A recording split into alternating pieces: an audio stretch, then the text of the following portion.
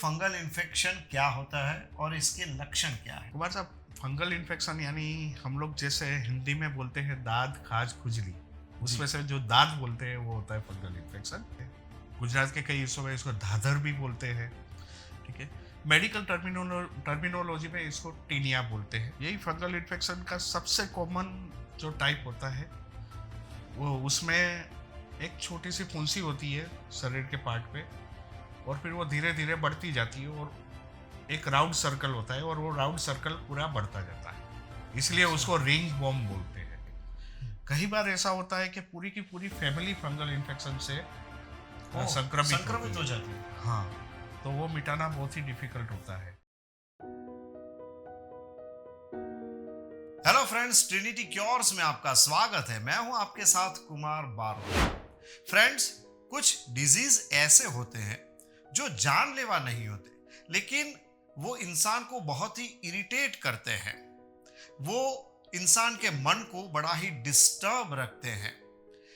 मान लो कि किसी को त्वचा का कोई रोग है और उसमें खुजली आ रही है, तो खुजली एक ऐसी चीज है जो जानलेवा नहीं है, लेकिन वो इंसान के मन को बहुत ही ज्यादा डिस्टर्ब रखती है।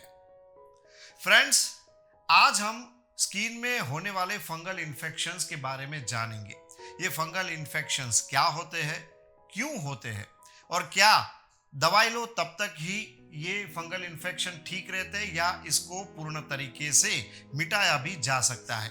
इन सारे सवालों के जवाब आज हम लेने वाले हैं जाने माने होम्योपैथिक डॉक्टर अजीत सिंह राजपूत से। तो चलिए उनसे बातचीत शुरू करते हैं, लेकिन मैं आपको बता दूं कि आप हमारे चैनल को सब्सक्राइब कीजिए और हमारा जो कमेंट बॉक्स है उसमें आप हमें ये जरूर लिख के बताइए कि आपको हमारा पॉडकास्ट कैसा लगा और आप दूसरे किन विषयों पर पॉडकास्ट चाहते हैं। तो चलिए शुरू करते हैं आज का पॉडकास्ट।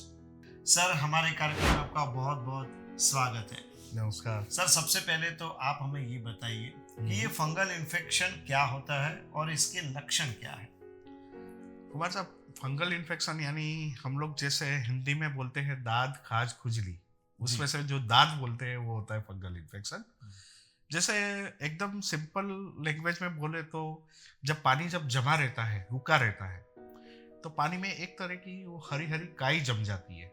वो काई ही होती है फंगल, और उसका इन्फेक्शन यानी फंगल इन्फेक्शन। एकदम सामान्य भाषा में अगर आप लोग समझे तो गुजराती में इसको दादर बोलते हैं।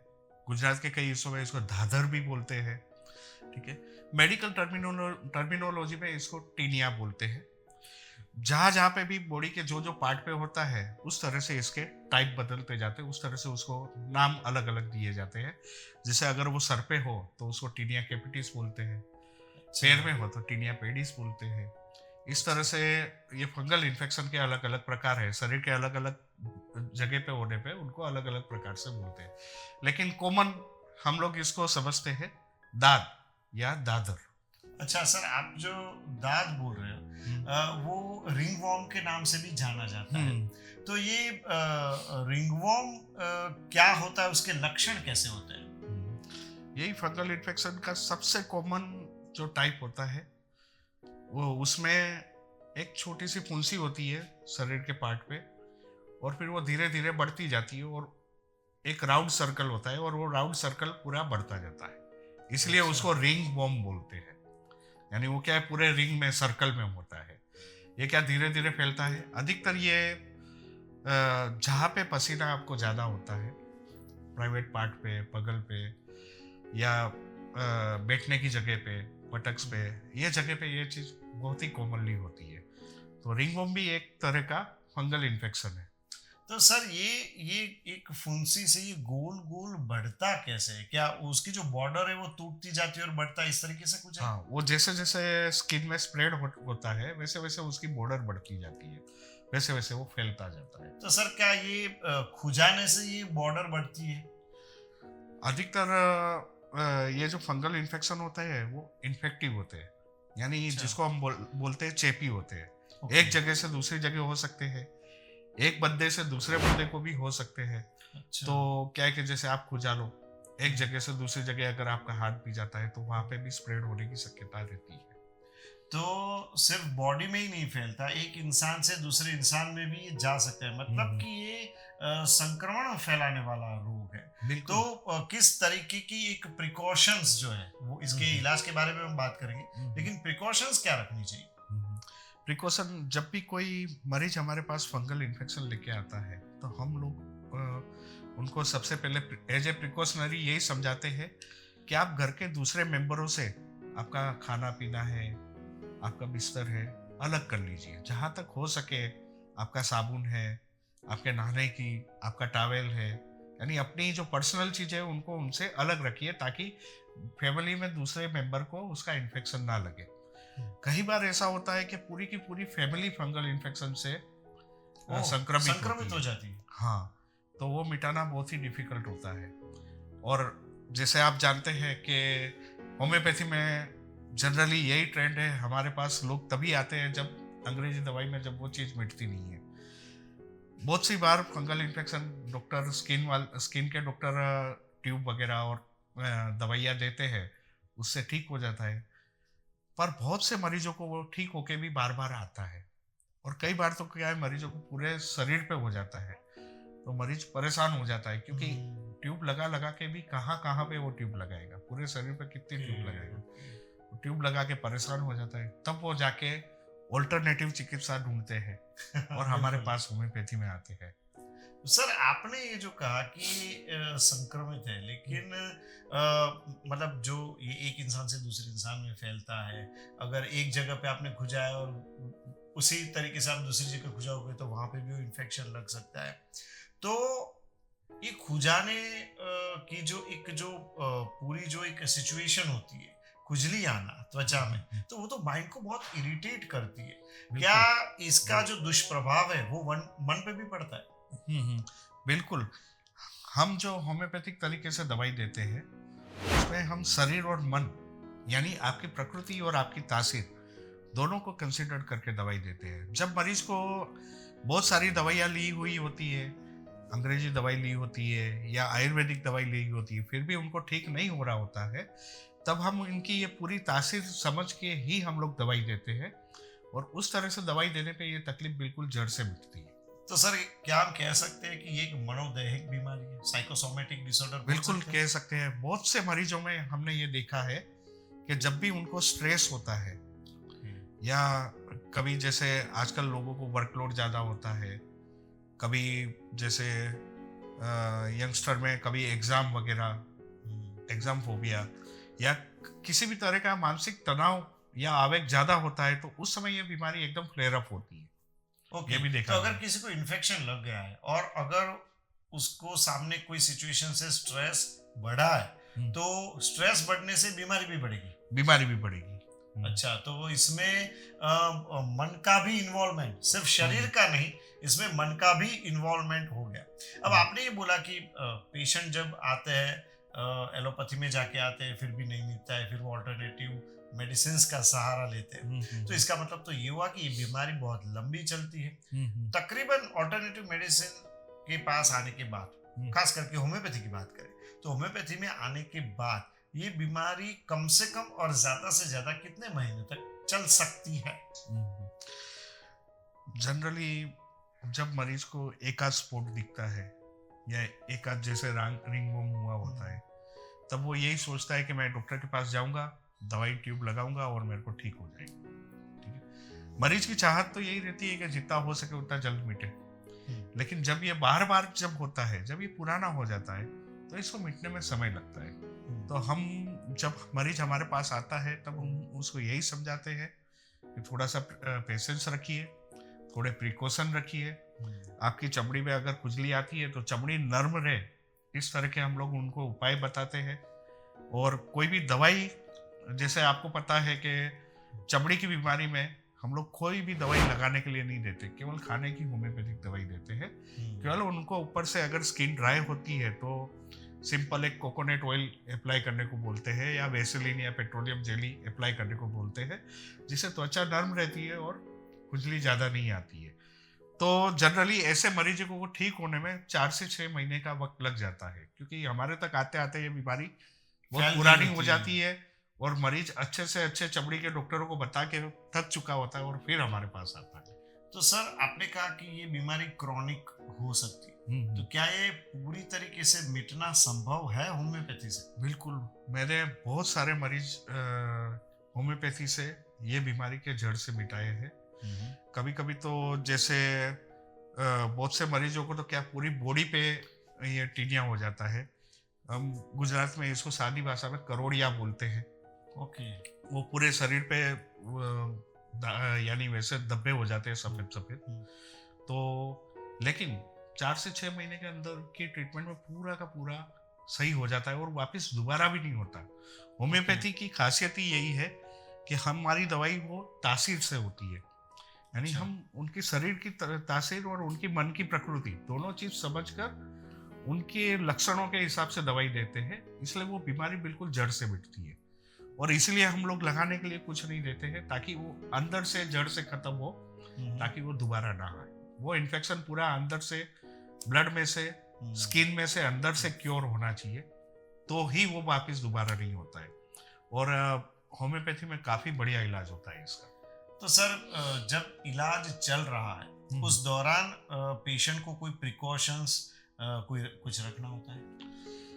वैसे तो होम्योपैथी के बारे में बहुत सारी मान्यता है कि अगर आप होम्योपैथी ले रहे हो तो साथ में लहसुन मत खाइए, कॉफी मत लीजिए, प्याज मत लीजिए।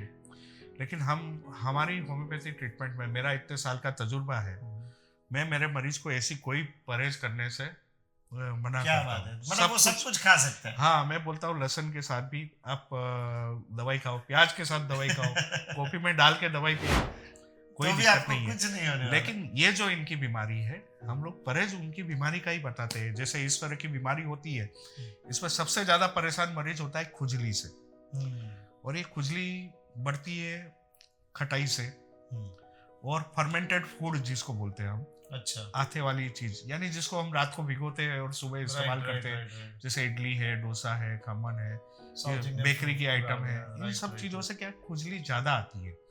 इसका परहेज हम मरीज को बोलते हैं। बाकी हमारी दवाई में कोई परहेज नहीं है। मतलब नॉर्मल दाल, रोटी, सब्जी, चावल ये सब खा सकते हैं? ये सब खा सकते हैं, आराम से खा सकते हैं। अच्छा सर मैं ये भी एक पूछना चाहूंगा कि भाई आपने बोला कि होम्योपैथी से मिट सकता है, लेकिन ऐसा नहीं हो सकता कि बार बार हो? बिल्कुल, आपकी बात बिल्कुल सही है। बहुत बार ऐसा होता है कि मरीज को जब पूरे शरीर पे होता है तो हम लोग दवाई देते हैं, उसको ठीक भी हो जाता है। लेकिन कुछ कुछ सीजन में मरीज की तासीर के हिसाब से कुछ सीजन में क्या है कि मरीज को ये बीमारी बढ़ती है। जैसे ठंड में किसी किसी को ठंड के टाइम पे स्किन ड्राई होती है तो फंगल बढ़ता है, किसी किसी को गर्मी में पसीने में, किसी को बारिश में जब कपड़े भीगे रहते हैं, बारिश में भीगे हुए रहते हैं, कपड़े भीगे रहते हैं, कुछ अनहाइजेनिक कंडीशन में ये चीज दोबारा उनको हो सकती है। लेकिन हम हमारे हर एक मरीज को ये बोलते हैं कि आप बिल्कुल भी मत घबराइएगा। अगर आपको ये दोबारा कहीं पे भी दिखता है तो सबसे पहले तो हम मरीज को ये भी बोलते हैं कि हमारे पास आने की भी जरूरत नहीं है, क्योंकि एक बार होम्योपैथी से मिटा है तो वो जो क्योर हुआ है वो आपकी बॉडी के मेमोरी में रहता है, तो बॉडी उसको खुद ठीक करने का प्रयत्न करती है। क्या बात है। तो थोड़ा टाइम हम लोग पेशेंट को बोलते हैं कि आप वेट करो, अगर खुद से ठीक नहीं होता है तो ही आप हमारे पास आइए। और बस अगर मरीज हमारे पास आता है तो केवल 15 दिन महीने की हम लोग दवाई दे देते हैं उसको, तो वापस से वो बिल्कुल सही हो जाए, क्योंकि पहले एक बार ठीक हो चुका है। तो आपकी खुद की इम्यूनिटी काम करती है। हाँ। तो हमको भी ज्यादा दवाई देने की जरूरत नहीं पड़ती, केवल थोड़ा सा इम्यूनिटी को थोड़ा सा हम बूस्ट करते हैं और वो फिर से। तो इसका मतलब ये हुआ कि होम्योपैथिक की जो दवाई है उससे इम्यूनिटी बढ़ती है। बिल्कुल। वैसे कुमार जी, ऐसे देखा जाए कोई भी सिस्टम हो, चाहे आप एलोपैथी बोलो या आयुर्वेदिक बोलो या होम्योपैथी बोलो, ठीक है, ये सारी सिस्टम आपकी इम्यून सिस्टम को ही बढ़ावा देने का काम करती है। क्योंकि कोई भी डिजीज है बॉडी में तो उसके सामने लड़ने का, उसका प्रतिकार करने का काम आपकी रोग प्रतिकारक शक्ति ही करती है। ये दवाइयाँ सब उसको सहारा देती है। क्या बात तो है। होम्योपैथी दवाई भी एक सहारा देती है उसको। बिल्कुल सर, आखिर में मैं आपको फिर से वही चीज पूछना चाहूंगा। अगर दर्शकों ने उसको ध्यान से नहीं सुना है तो एक बार फिर से सुन ले। आपने जो बताया था कि इन्फेक्शन ना फैले, क्या क्या प्रिकॉशंस रखने चाहिए, ये फिर से एक बार आप हमारे दर्शक को बता दीजिए। मैंने जैसे आपको बताया कि जब बीमारी ये जब पुरानी हो जाती है तो कई कई बार क्या है कि पूरी की पूरी फैमिली को ये दिक्कत हो जाती है। जब तो सबसे पहले मरीज हमारे पास आता है तो हम उनको यही पूछते हैं कि आपके फैमिली में तो किसी को नहीं है। अगर नहीं है तो बहुत अच्छी बात है, नहीं है तो आप आपका खाना पीना, बिस्तर, आपके नहाने धोने की चीज़ें, यानी जो आपकी जो पर्सनल चीज़ें और हाइजीन की चीज़ें वो सब अलग कर लीजिए, ताकि वो चीज़ आपके फैमिली मेंबर इस्तेमाल ना करें, जिससे उनको इन्फेक्शन ना हो। और अगर जैसे फैमिली में कभी ऐसा होता है कि हस्बैंड वाइफ दोनों को होता है तो उनको बोलते हैं कि बच्चों को आपकी सारी चीज़ें दूर रखिए, बच्चों की चीज़ें दूर रखिए, ताकि आपका इन्फेक्शन बच्चों को ना हो। तो ये प्रिकॉशन में हम लोग यही कि आपने जो जो चीज़ें इस्तेमाल की है वो चीज़ कोई आपके फैमिली मेंबर दूसरे इस्तेमाल ना करे, इसका ध्यान रखो। सर आपने जो बोला उससे मुझे एक और प्रश्न मेरे मन में आया है। क्या बच्चों में रिंगवॉर्म हो सकता है? और दूसरा ये कि कौन सी एज में रिंगवॉर्म सबसे ज्यादा होने की शक्यताएं हैं? देखिए, ऐसे देखा जाए तो रिंगवॉर्म किसी भी एज में हो सकता है, लेकिन अधिकतर ये रिंगवॉर्म पाया जाता है मिडिल एज में। ओके। मिडिल एज में क्या होता है कि अधिकतर जो भी पर्सन होते हैं वो जो भी फील्ड में हो उनका वर्किंग आवर्स ज़्यादा होता है। कभी कभी क्या होता है कि जैसे बारिश में भीग गए लेकिन उनको काम करना है तो वो भीगे हुए कपड़ों में ही काम करते हैं। कभी पसीना बहुत आ रहा है लेकिन गर्मी में उनका काम करना जरूरी है, तो पसीने के हिसाब से हाइजीन अंदर का खराब होता है। कभी कभी जैसे पर्सनल हाइजीन कुछ लोग रखते नहीं है। जैसे बहुत सी बार हम लोग एडवाइस करते ही है कि अगर आप का काम ऐसा है धूल मिट्टी या पसीने वाला काम, ये तो आप घर पे आके नहा लीजिए, पहले फ्रेश हो जाइए, उसके बाद ही आप और दूसरी एक्टिविटी कीजिए। तो बहुत सी बार पर्सन इतना ध्यान नहीं रख पाते, तब जाके ये बीमारी उनको हो सकती है। बिल्कुल। तो एक ही इसका शुरू में तो इलाज है जो घर पे हो सकता है कि भाई आप अपनी चीज़ों को थोड़ी सी अलग करना शुरू कीजिए और हाइजीन दिन में 1-2 बार अगर नहा ले तो ज़्यादा अच्छा रहेगा। दर्शकों को यही अपील करना चाहूँगा कि अगर आपको फंगल इन्फेक्शन, दाद या रिंगवॉर्म या दादर कुछ भी होता है, आप तुरंत ही उसका इलाज कीजिए। अगर आपने स्किन स्पेशलिस्ट के पास गए हैं और अगर वो ठीक हो गया है तो बहुत अच्छी बात है। अगर ठीक नहीं होता है और बार बार होता है तो तुरंत आप होम्योपैथिक डॉक्टर के पास पहुंचिए और होम्योपैथिक डॉक्टर से दवाई लीजिए। थोड़ा सा पेशेंस रखिए, क्योंकि कई बार बीमारी जब एक बार ठीक नहीं होती, बार बार होती है, तो उसको पूरा सही करने में थोड़ा सा वक्त लगता है। लेकिन एक बार मिटेगा तो वो जड़ से मिटेगा और दोबारा नहीं होगा। और ये भी है कि अगर आपकी फैमिली में भी किसी को हो तो उसको भी इग्नोर मत करो। आप ट्रीटमेंट ले रहे हो, साथ में उसकी भी ट्रीटमेंट करा लो, ताकि क्या फिर बार बार एक दूसरे को इन्फेक्शन ना लगे। बिल्कुल सर, आप हमारे साथ जुड़े और हमारे दर्शकों को जो आपने टीनिया या दाद या रिंगवॉर्म के बारे में जो भी जानकारी दी उसके लिए आपका बहुत बहुत धन्यवाद। तो फ्रेंड्स, आज हमने बात की डॉक्टर अजीत सिंह राजपूत से कि फंगल इन्फेक्शन क्या होते हैं, उनके विविध प्रकार क्या होते हैं और ये होम्योपैथी मेडिसिन से बिल्कुल पूर्ण तरीके से मिट सकते हैं। अगर आप या आपके किसी दोस्त या रिश्तेदार को ऐसी ही कोई प्रॉब्लम है तो आप उनसे हमारा ये पॉडकास्ट ज़रूर शेयर कीजिए और आप उन्हें बता सकते हैं कि भाई त्वचा की ये बीमारियां बिल्कुल मिट सकती हैं। फिर मिलेंगे अगले पॉडकास्ट में एक अन्य विषय के साथ। तब तक के लिए आज्ञा दीजिए। नमस्कार।